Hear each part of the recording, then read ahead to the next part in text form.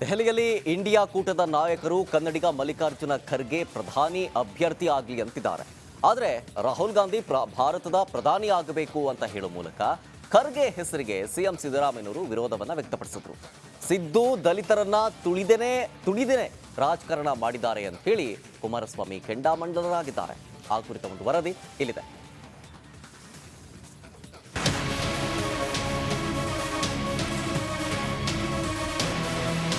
INDI ಒಕ್ಕೂಟದ ನಾಯಕರಲ್ಲಿ ಬಹುತೇಕರಿಗೆ ಕನ್ನಡಿಗ Mallikarjun Kharge PM ಅಭ್ಯರ್ಥಿಯಾಗಲಿ ಅನ್ನೋ ಅಭಿಪ್ರಾಯವಿದೆ. ಆದರೆ ಕರ್ನಾಟಕದ ನಾಯಕರ ಮನಸ್ಸಲ್ಲಿ ಮಾತ್ರ ರಾಹುಲ್ ಗಾಂಧಿಯೇ ಆಳವಾಗಿ ಬೇರೂರಿದಂತೆ ಕಾಣ್ತಿದೆ. ಇದರ ಮಧ್ಯೆ ಸಿಎಂ ಸಿದ್ದರಾಮಯ್ಯ ರಾಹುಲ್ ಗಾಂಧಿ ಹೆಸರು ಹರಿಬಿಟ್ಟು ಖರ್ಗೆಗೆ ವಿರೋಧ ವ್ಯಕ್ತಪಡಿಸಿದಂತಿದೆ. ಜಾಗೃತಿ ಮೂಡಿಸತಕ್ಕಂಥ, ನ್ಯಾಯಕ್ಕಾಗಿ ಹೋರಾಟ ಮಾಡತಕ್ಕಂಥ, ನ್ಯಾಯ ಸಿಗಬೇಕು ಈ ವರ್ಗದ ಜನರಿಗೆ ಅಂತ ಹೇಳಿ ಇವತ್ತು ಪಾದಯಾತ್ರೆಯನ್ನು ಮಾಡ್ತಾರೆ. ಅಂತ್ಯವ್ರ ಕೈಗೆ ಅಧಿಕಾರ ಹೋಗ್ಬೇಕು, ಇಲ್ಲ ನರೇಂದ್ರ ಮೋದಿ ಅವ್ರ ಕೈಗೆ ಅಧಿಕಾರ ಹೋಗ್ಬೇಕ,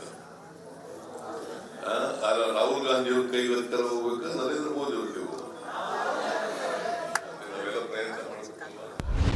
ರಾಹುಲ್ ಗಾಂಧಿ ಪ್ರಧಾನಿಯಾಗಬೇಕು ಎಂಬ ಸಿಎಂ ಹೇಳಿಕೆಗೆ ಮಾಜಿ ಸಿಎಂ ಕುಮಾರಸ್ವಾಮಿ ಕೆಂಡಾಮಂಡಲರಾಗಿದ್ದಾರೆ. ಬೆಂಗಳೂರಿನಲ್ಲಿ ಮಾತನಾಡಿದ ಅವರು, ಸಿದ್ದರಾಮಯ್ಯಗೆ ರಾಹುಲ್ ಗಾಂಧಿ ಋಣ ತೀರಿಸಬೇಕಾಗಿದೆ. ಹೀಗಾಗಿ ಅಧಿಕಾರ ಸಿಗೋವರೆಗೂ ನಾನು ಅಹಿಂದ, ಸಿಕ್ಕ ಬಳಿಕ ನಾನು ಮುಂದೆ ಅನ್ನೋ ಮನಸ್ಥಿತಿಯವರು ಎಂದಿದ್ದಾರೆ. ಅಷ್ಟೇ ಅಲ್ಲದೆ ಸಿದ್ದು ದಲಿತರನ್ನ ತುಳಿದೇ ರಾಜಕಾರಣ ಮಾಡಿದ್ದಾರೆ ಅಂತ ಕಿಡಿಕಾರಿದ್ದಾರೆ. ಅಲ್ಲಿ ಯಾವುದೋ west Bengal chief minister Kharge ಅವರು ಪ್ರೈಮ್ ಮಿನಿಸ್ಟರ್ ಕ್ಯಾಂಡಿಡೇಟ್ ಅಂತ ಘೋಷಣೆ ಮಾಡ್ತಾರೆ.